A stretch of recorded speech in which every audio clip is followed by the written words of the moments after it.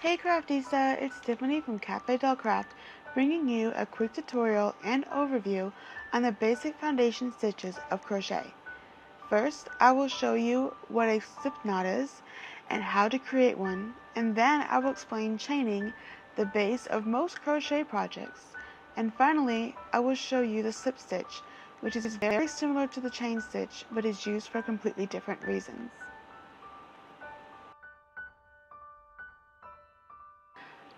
First, we will be discussing a slip knot. A slip knot is a knot that is able to be loosened and tightened.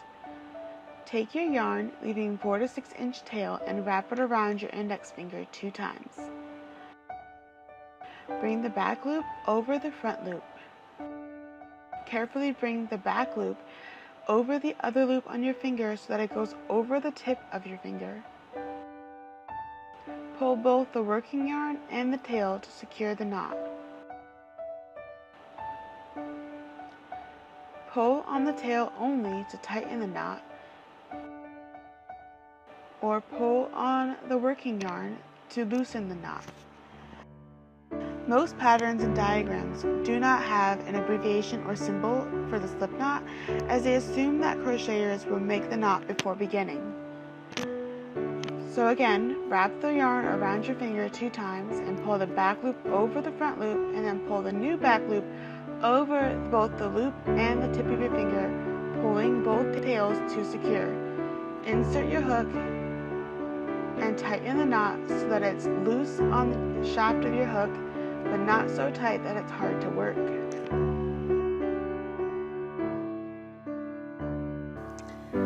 This next version of a slip knot is my own method. Simply wrap the yarn around your hook and start chaining normally. This method really cannot be considered a slip knot, however I find that it works just as well.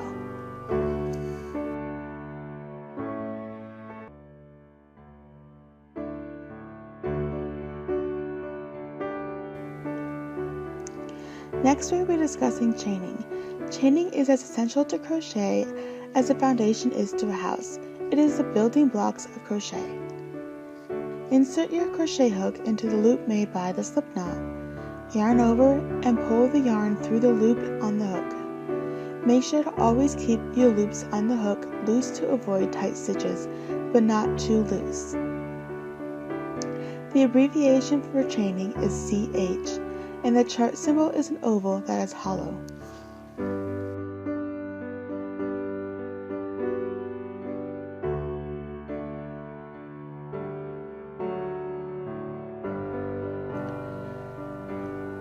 Make sure to work your chain evenly.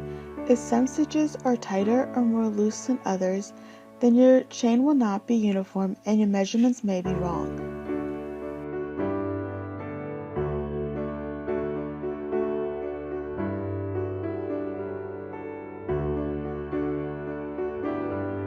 Keeping a consistent tension and gauge is very important. A good way to practice this is just like when learning cursive.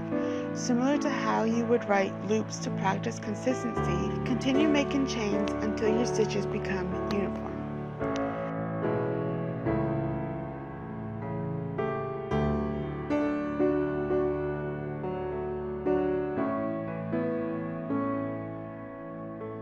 A crochet chain is made up of 3 loops: the front loop, the back loop, and the bottom loop, also called the bump.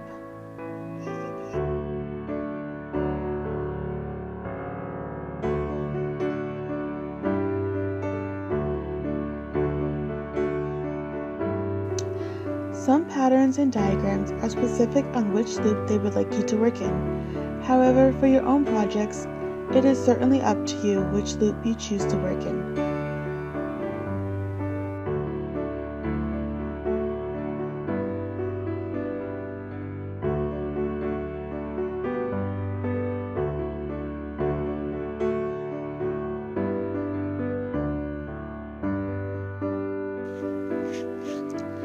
Lastly, we will be discussing the slip stitch. The slip stitch is a stitch that is mostly used as a border or for joining rounds. Insert your crochet hook into the stitch of a previous row. Yarn over and pull through the stitch and the loop on your hook. Make sure to keep the loop on your hook loose to avoid tight stitches. The abbreviation for a slip stitch is SLST, and the chart symbol is a dot.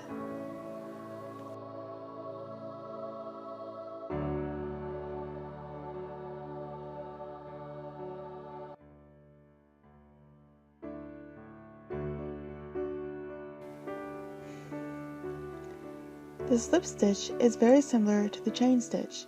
Its difference is that it is worked into already completed stitches.